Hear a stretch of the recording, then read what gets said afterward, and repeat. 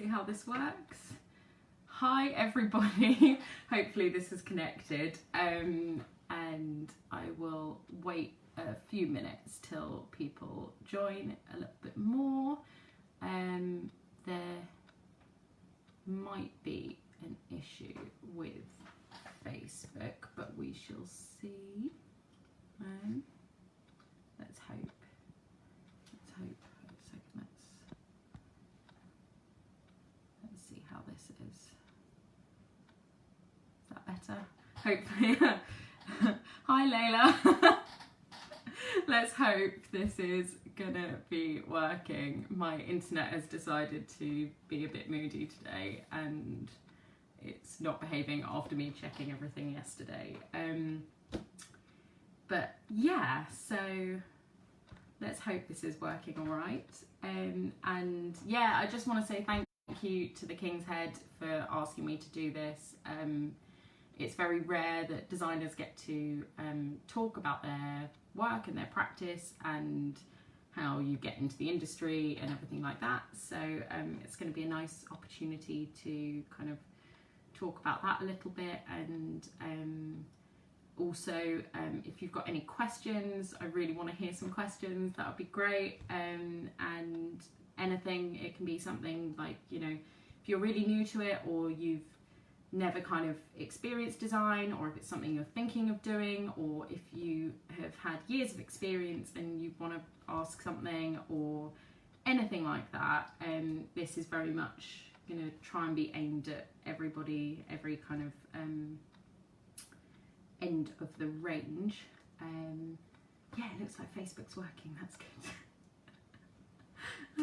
This is yeah, mad. Yeah, so I will start in a couple of minutes, just when there's a few more people who've joined, and then I can get right into it and I will be with you for the half hour. Yeah, what can I tell you before then?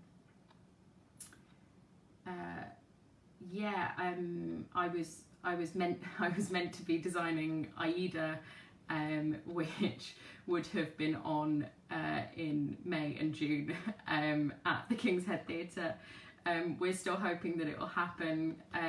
It was a bit mad, sort of seeing everything with lockdown and everything changing, but I think the hope is that we will be, when we reopen the King's Head Theatre, that is going to be the show to open it. So in a way it's kind of especially exciting because it's kind of marking a new era and a new start to the future of theatre. Who knows where we will be, but yeah, it's kind of bittersweet, but yeah, I'll talk to you a little bit about sort of where we were in that process as well.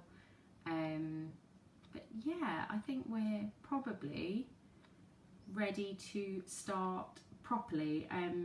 I'll be showing sort of a mixture of visuals and talking to you a fair bit as well, and hopefully it's helpful and interesting. Yeah, so I'm Isabella van Braeckel and I'm a set and costume designer. I have lived in London most of my life, and have remained here because it's quite useful to be in London, and I love it here, and it's such a sort of rich culture. I also studied in London. I studied at Central St Martin's, and I did a degree called Performance Design and Practice, and Performance Design and Practice was a course that originally, it was one of the original theatre design courses way back, I think 50 plus years ago, maybe even 60 years ago when it was originally set up, and some incredible designers have come out of it, and gradually the course has kind of morphed and changed through the years, and now it sort of sits as this kind of performance art, performance practice, unusual sort of melange of skills and ideas. So what made me do that course, what I loved about it, was that it was the opportunity to work with and collaborate with so many of the people that I studied with, and you know, we've now got filmmakers, we've got sculptors, we've got fashion designers, we've got such a range of skills.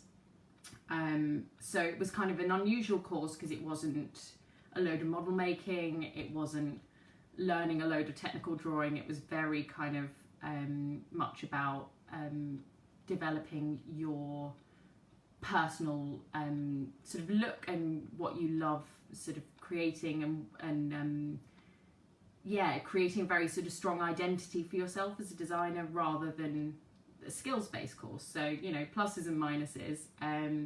I then came out into the world as a set and costume designer in 2014 when I graduated, and I have worked across a large number of genres, so that was why I was really interested in focusing on kind of talking about the different areas, because I think a lot of designers are kind of encouraged to sort of pigeonhole and be like, I'm a designer for opera, or I'm a designer for new writing, and I definitely have my areas where I specialise. I do a lot of new writing. I really love working with a writer in the room and creating a play for the first ever time, and that is super exciting when you can actually have the conversation with the person whose head it came out of.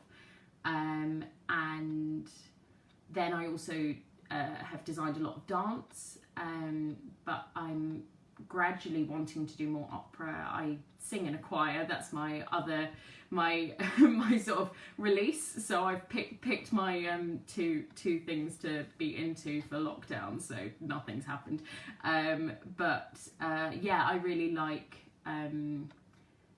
love opera, and I've always been really interested in it, and also been very sort of driven by the fact that opera is something that is seen as elitist, but often the stories are very humble and can be sort of reduced, and that's why I loved the idea of working with the King's Head on an opera, because it's absolutely what I feel modern opera should be. Yeah, and then I tend to pick my projects more based on what the story is, and if I feel like it's saying something important, and I really love helping tell the stories of minorities and people who don't usually get a voice, and opening people's minds to different things. So you know, I work with the amazing writer and performer Peyvan Sadigian on Duel, not long before lockdown, and that was at the Vault Festival. And then I worked with the incredible Travis Alabanza, who was writing this beautiful piece of theatre. It was kind of like performance art, poetry, a bit of everything, and that was The Amazing Burgers, and it sort of toured and kept getting picked up, and so many conversations were being had. And I think making shows that have a seismic impact is kind of the dream, and I think both of those shows had that, and it was very special to be part of them. And then I'll also be talking a little bit about older work as well, so like your classics, sort of everything from Shakespeare to anything that's kind of not present day setting and not, the writer's not alive, you know, because there's big conversations that are happening in the relevance of them and how we can make them relevant, and I think there's a freedom that can be had from having a play that has been well known and it has been seen a lot, and it's in sort of the public psyche, because you can then experiment a lot more, because people will be able to come along that journey far quicker, whereas when you're showing something fresh and new, you kind of want to be very loyal to the text and tell that story for the first time. So a little bit about sort of how I've sort of made my last 6 years since graduating. I'm very lucky because I live in London. I've stayed at home, kept costs down.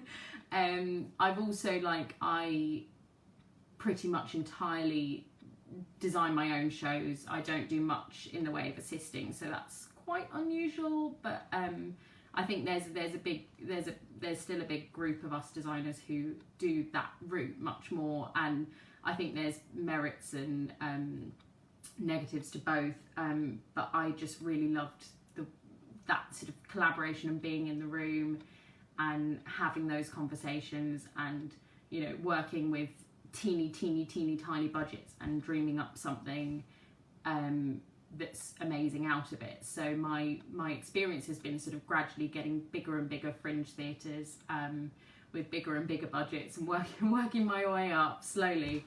But I love that, because I think also fringe theatre is a lot more risk taking, and that's also why we need to really protect those fringe theatres, because they are so important to British theatre and the way we make theatre and the way we make exciting theatre that everybody wants to come and see. But yeah, so yeah, my day to day, normally I'm quite present in rehearsals. I really like being in space. I also think that design can be far more flexible and far more responsive to rehearsals, and I think that's also something very important in new writing, when it's such a massive sort of sense of discovery from kind of beginning to end of rehearsals. You know, a show can change completely from where it started at the beginning to the end, and to be in that space and to have those conversations is so important. So I'm often in some rehearsals. I'm often working on 4 or 5 shows at the same time, as most designers are. We're sort of dotting all around London normally, and then sort of meetings, and then I've sort of really got into researching and drawing on the go. So I do a lot of digital costume drawing now, and sketching in my notebook. I've always got like a notebook like this around with me to make notes and just draw in some little things. I really like designing through conversation, so sitting down with the director or a team choreographer, whatever, and drawing as we go along. So we sort of talk through an idea and we go, oh, you know, wouldn't it be great if it felt like water? Great, okay, let's draw some ideas, and that kind of immediate conversation is so important, especially when creating a completely new piece of work. And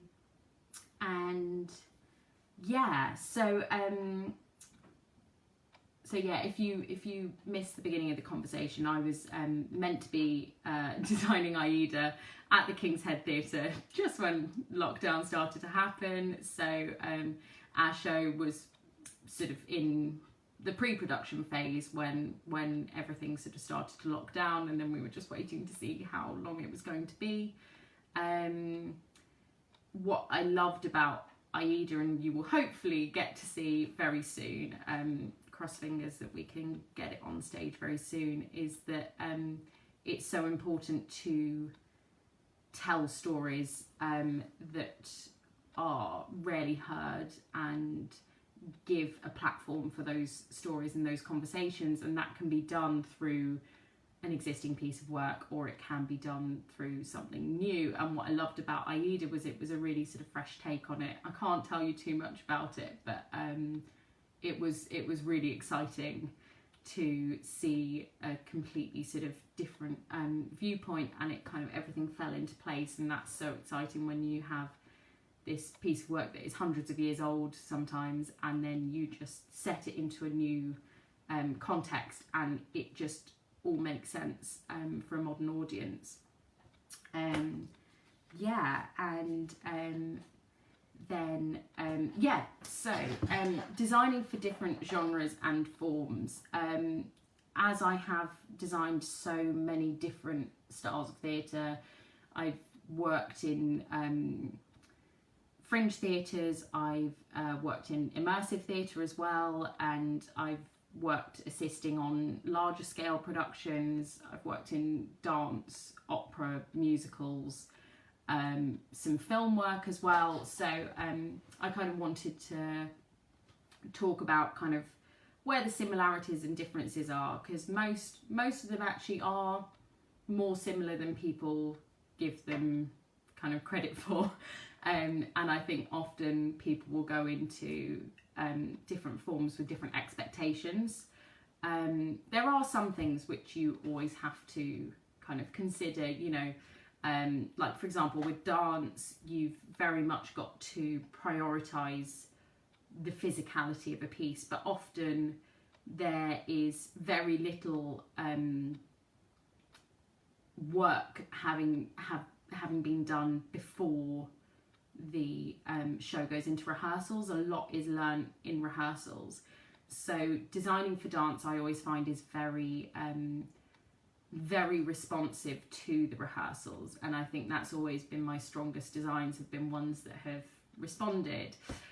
So what I wanted to show you, and hopefully you'll be able to see this, this was a design that I did at university actually, and the choreographer was an incredible dancer called Liam Francis. He is now a dancer with Braeckel company, and he's amazing, absolutely such a talent.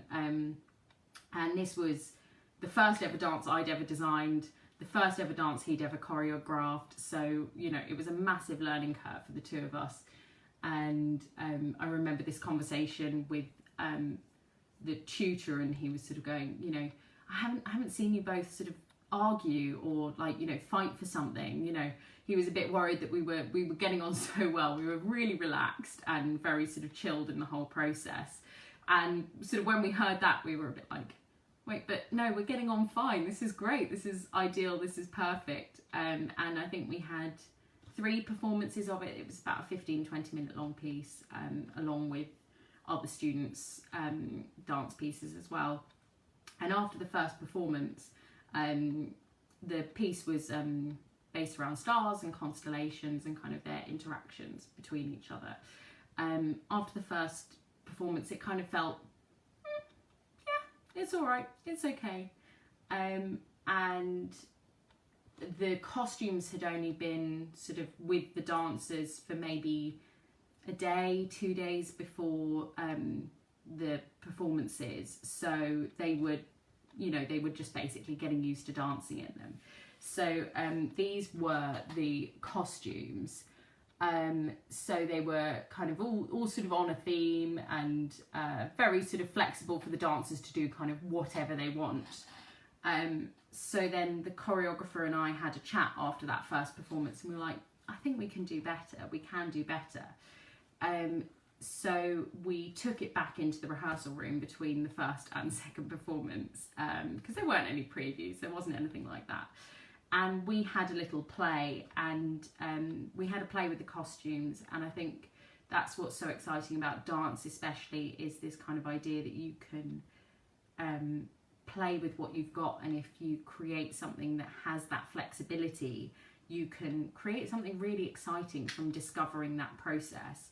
So something we discovered was that the dancers could basically wrap themselves in the fabric of their costume, and it basically changed the entire choreography. They worked like mad, and the 4 dancers and choreographer came up with about 10 to 15 minutes new material and replaced that all in this sort of crazy 4-hour session. It was really intense, and I honestly to this day don't know how they managed to remember everything. Dancers are incredible with that, and it made it into something that was really stunning and exciting, which really sort of elevated it. And I think from that point I realised how important it is to create costume that has that flexibility, and also put costumes into rehearsals as early as possible.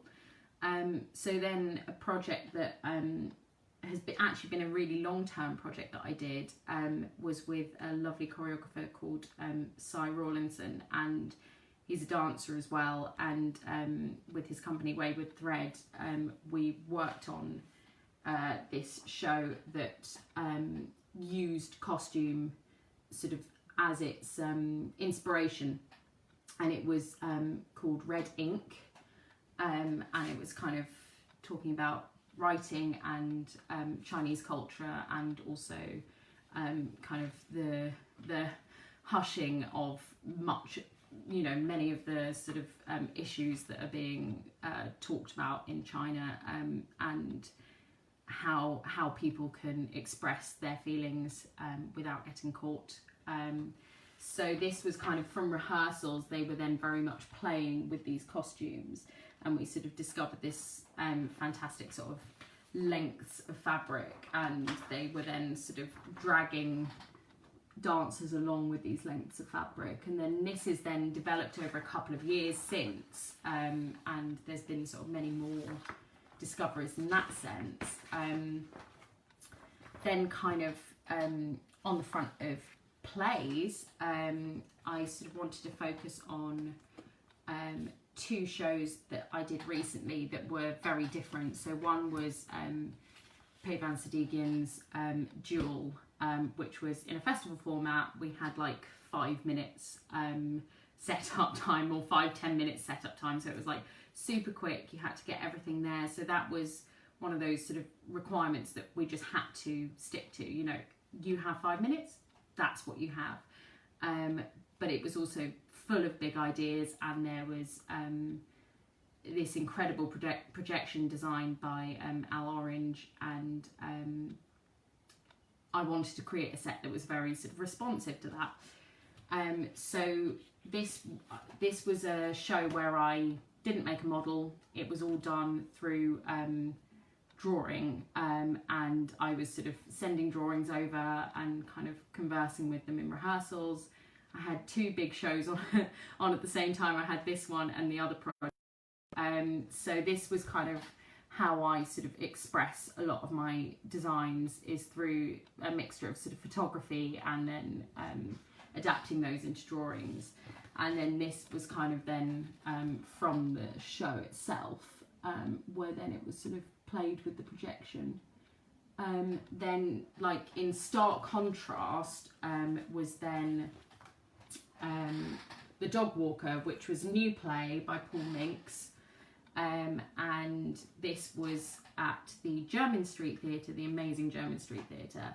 And this was one that really did require a model. There was a huge amount of stuff in the show, and it was a really busy set, and we had to kind of work out sort of entrances and exits very early on. So that was quite rare in the type of work I do, but it was something that was very much required. So I did a similar thing to Duel with the first sort of drawing of like just to get an initial idea, but then very quickly worked into 3 dimensions. And then these were kind of the production photos from that. And then like going into opera, you've very much, you've got to think about people's ability to breathe. That is such a priority, especially for the singers and their sort of physical comfort as well, but also kind of where they can stand. The sort of acoustics of the space around you are so vital, and that is something that I think you have to sort of learn on the job.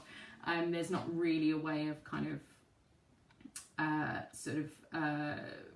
finding out any other way particularly, but what I love about opera is that it's not the easiest art form to make, because you've got a lot of kind of the difficulties that you have in dance and in plays, because you are often telling a story, so you've got that kind of thing of like, you know, making the actor feel comfortable, making sure that the actor's like costume helps them tell their story, helps them feel comfortable, but then also they have to be very, very physical in a lot of the stuff they do. You know, a singer's requirements of, you know, lying down singing an entire aria. You have to make sure that they are comfortable to be able to do that. And we are speeding through time, so if anybody has any questions, please do ask them. I'm just going to check if there's any questions coming through. If not, I will just keep talking. I think maybe I will just keep talking. I think hopefully I haven't missed anything. Yeah, so I mean, this has gone way faster than I ever thought it would. But I think with opera as well, especially with fringe opera, there's a lot of sort of difficult things that you have to kind of work out, because often it's either like an orchestra on stage or a single piano. So getting acoustics right is super important with that. Having that visual connection between the singer and the orchestra or pianist is super important as well, because they really need that to kind of keep in with the story. It's also super important that they have a really strong visual connection with their audience, because quite often the opera is not performed in English.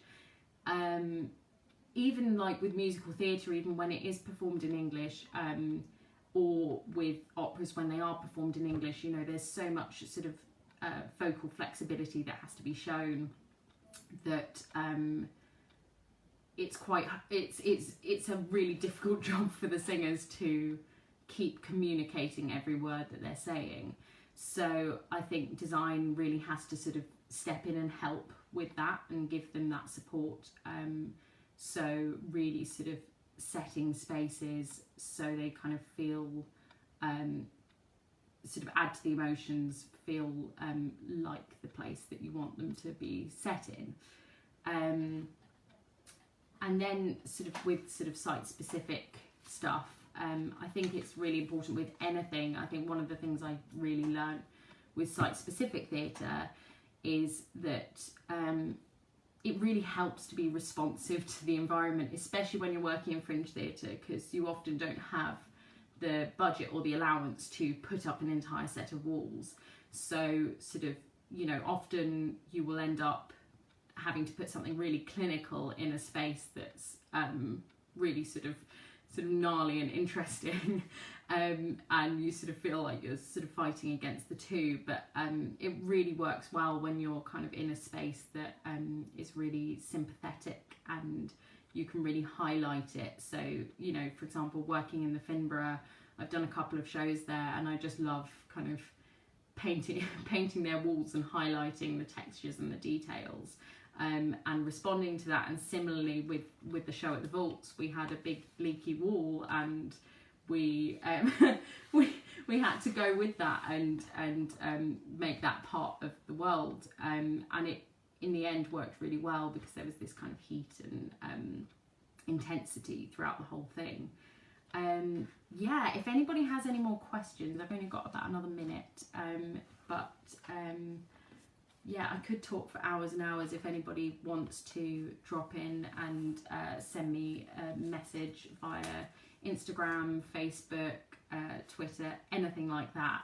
Please do, and please ask me any questions. Nothing is too small or too large. And I hope this was helpful for you, and my ramblings were not too rambly.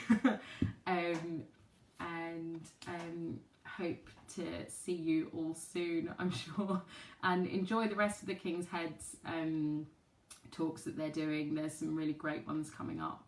I've just got a question, so I will answer this one before I go. What's a style, genre of design that you want to work in but haven't yet had a chance to? There isn't much actually, but I mean, opera has been the one where I really haven't done much of, and I think there's such a wide range of scale as well. And then I only really worked in immersive theatre as a kind of trainee making. I worked with Punch Drunk for a couple of weeks, and I was just sort of holed up in a corner making some stuff. I would love to kind of be in the middle, designing this crazy massive rooms and see how that is. So I think that's sort of something that I would really love to do one day. So cross fingers that I get a chance, because immersive theatre is kind of quite an extraordinary art form, very difficult to get right, but when it works, it really works. So yeah, let's see if I do manage to do it one day. Let's see if I pull it off, because yeah, working on something over multiple floors and something that people can really interact with is just the dream, really. Yeah, fab. Thank you very much, and take care, everybody. Take care. Bye.